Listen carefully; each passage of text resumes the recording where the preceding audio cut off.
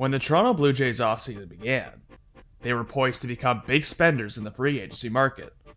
A group of players headlined by the likes of JT Realmuto, Trevor Bauer, and George Springer, the latter of whom signed the largest deal in Blue Jays history, 6 years for $150 million.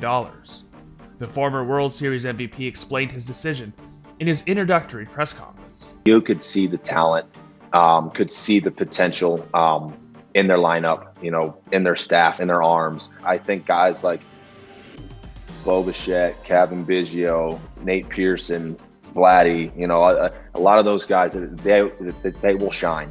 And, I think that this team is built to win, and I think that they're going to be built to win it for a long time. It is a great signing for this organization, and I don't mean it just for this year. It's moving forward. Last year it was Ryu, and I was shocked at that one when they landed a starting pitcher of his caliber. And now it's Springer, and they're continuing to complement this young core of this team. And I think it's going to be an exciting team to watch, and there'll be more. I think it's going to continue like this, and maybe next winter it's going to be another big splash.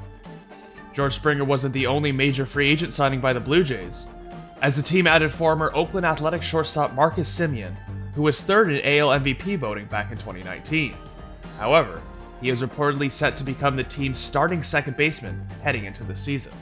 Yeah, I think this will fit Semien well. A shorter throw across the diamond, and we know Semien as that 2019 third runner-up for the AL MVP, but prior to that, defensively, he had a rough go at shortstop. So credit to him for improving at that position. But the Blue Jays like how that will profile from second base more than they do at third. And the Blue Jays do have some options at third base, whether that's Kevin Biggio or another addition. But really opportunistic signing by the Blue Jays.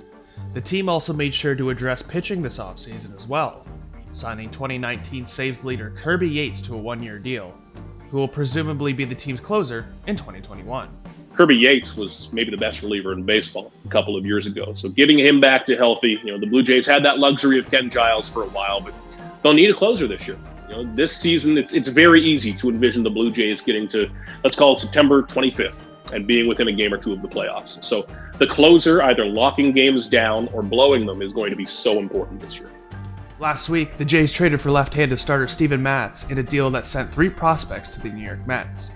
They also signed veteran Tyler Chatwood and re-signed Robbie Ray, a player who they acquired near the trade deadline last season. By all indications, we hear that Ray loved pitching coach Pete Walker and Matt Bushman down in the bullpen and the work that the Blue Jays did with him. When you talk about a Steven Matz, dealt with injuries, had his lumps, gave up all kinds of home runs. He's changed his repertoire the last couple of years. They're going to look at his strengths. What are they?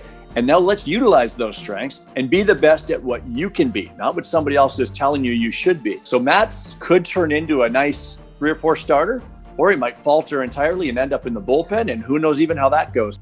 With all of these new acquisitions, and more potentially on the way, what are the realistic expectations for the 2021 Toronto Blue Jays? If they do not reach the playoffs this year, it's a disappointment, period. The development stage is over, and you can't lean on that crutch anymore. This is a win-now team, and they're certainly built to make it to the postseason. But even once you get there, you need that 2, 3, 4 starters deep, and I think that might be the one weakness right now. With a new group of players and the possibility of winning the AL East, there's optimism for Blue Jays fans who haven't seen their team make the playoffs since 2016. I'm Jordan McDonald for Centennial Sports Central in Toronto.